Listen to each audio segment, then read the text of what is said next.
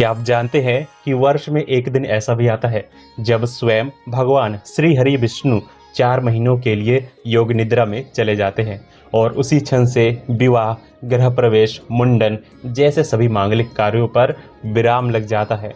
इस दिन से शुरू होता है चतुर्मास, जिसे साधना, भक्ति और आत्मचिंतन का सबसे पवित्र समय माना जाता है।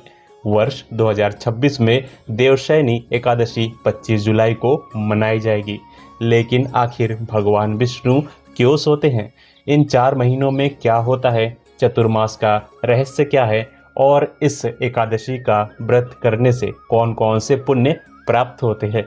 आइए जानते हैं देवशयनी एकादशी की संपूर्ण कथा, महत्व, पूजा विधि, शुभ मुहूर्त और इससे जुड़े अद्भुत रहस्य। सबसे पहले जानते हैं तिथि और शुभ समय। हिंदू पंचांग के अनुसार वर्ष 2026 में आषाढ़ शुक्ल पक्ष की एकादशी तिथि का आरंभ 24 जुलाई को प्रातः 9:14 पर होगा और इसका समापन 25 जुलाई को सुबह 11:36 पर होगा। उदया तिथि के आधार पर देवशयनी एकादशी का व्रत 25 जुलाई शनिवार को रखा जाएगा। इसी दिन से भगवान श्रीहरि क्षीरनगर में शेषनाग की शैया पर योग निद्रा में प्रवेश करते हैं। देवशयनी एकादशी को हरि शयनी एकादशी, पद्मा एकादशी और आषाढ़ी एकादशी के नाम से भी जाना जाता है। सनातन धर्म में ये वर्ष की सबसे महत्वपूर्ण एकादशियों में से एक मानी जाती है, क्योंकि इसी दिन से चतुर्मास का शुभारंभ होता है। अगले 4 महीनों तक देवताओं के पालनहार भगवान विष्णु योग निद्रा में रहते हैं और कार्तिक शुक्ल एकादशी यानी देव उठनी एकादशी के दिन पुनः जागते हैं। अब प्रश्न उठता है कि भगवान विष्णु आखिर सोते क्यों हैं? क्या भगवान को भी विश्राम की आवश्यकता होती है? शास्त्रों के अनुसार भगवान की योग निद्रा कोई सामान्य नींद नहीं है। ये सृष्टि के संचालन का एक दिव्य और आध्यात्मिक चरण है। भगवान कभी भी अपनी शक्ति से अलग नहीं होते। योग निद्रा का अर्थ है बाहरी कार्यों से विराम लेकर सृष्टि के सूक्ष्म संचालन में स्थिर होना। इसी कारण इस अवधि में मनुष्य को भी बाहरी भोग विलास कम करके तप, जप, दान और भक्ति में अधिक समय लगाने की प्रेरणा दी जाती है। देवशयनी एकादशी में चतुर्मास प्रारंभ होता है। चतुर्मास अर्थात 4 पवित्र महीने श्रावण, भाद्रपद, अश्विन और कार्तिक। इन महीनों को भगवान की विशेष उपासना, व्रत, सत्संग, कथा श्रवण, दान और आत्मसंयम का समय माना गया है। प्राचीन काल में संत और सन्यासी भी इन 4 महीनों तक एक ही स्थान पर रहकर साधना और धर्मोपदेश करते थे। एक पौराणिक कथा के अनुसार सूर्यवंशी राजा मान्यधाता के राज्य में कई वर्षों तक वर्षा नहीं हुई। अकाल और भूखमरी फैल गई। राजा अत्यंत चिंतित होकर महर्षि अंगिरा के पास पहुंचे। महर्षि ने उन्हें आषाढ़ शुक्ल एकादशी का व्रत करने और भगवान विष्णु की आराधना करने का उपदेश दिया। राजा ने पूरे राज्य के साथ श्रद्धापूर्वक देवशयनी एकादशी का व्रत किया। भगवान श्रीहरि प्रसन्न हुए और शीघ्र ही वर्षा हुई। राज्य फिर से समृद्ध हो गया। तभी से ये मान्यता है कि इस व्रत से जीवन की कठिनाइयाँ दूर होती है और भगवान विष्णु की विशेष कृपा प्राप्त होती है। एक अन्य मान्यता के अनुसार इसी दिन से माता लक्ष्मी भगवान विष्णु की सेवा में विशेष रूप से रहती है। इसीलिए इस दिन श्री हरि के साथ माता लक्ष्मी की पूजा करने से धन, सुख और वैभव की प्राप्ति होती है।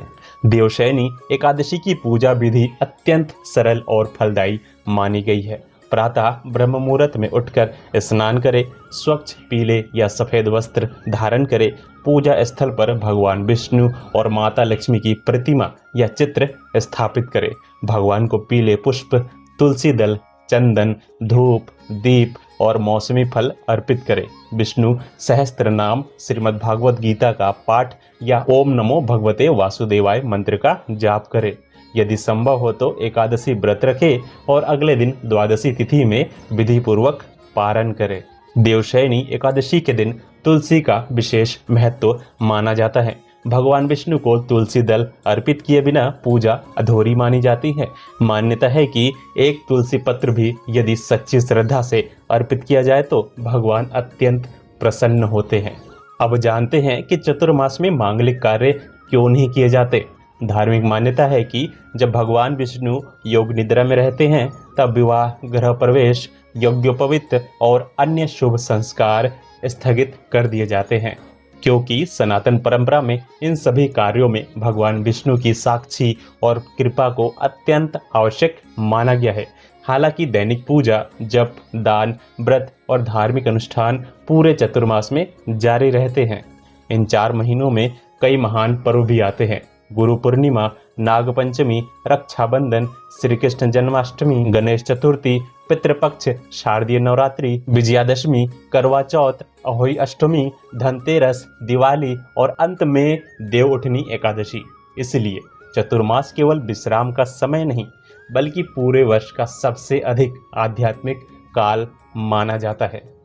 देवशयनी एकादशी के दिन कुछ विशेष नियमों का पालन करना भी शुभ माना जाता है।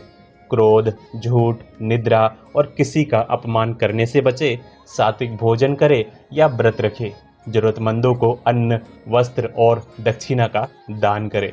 गाय, ब्राह्मण, संत और निर्धन लोगों की सेवा करे। शाम के समय भगवान विष्णु की आरती करे और दीपदान अवश्य करे।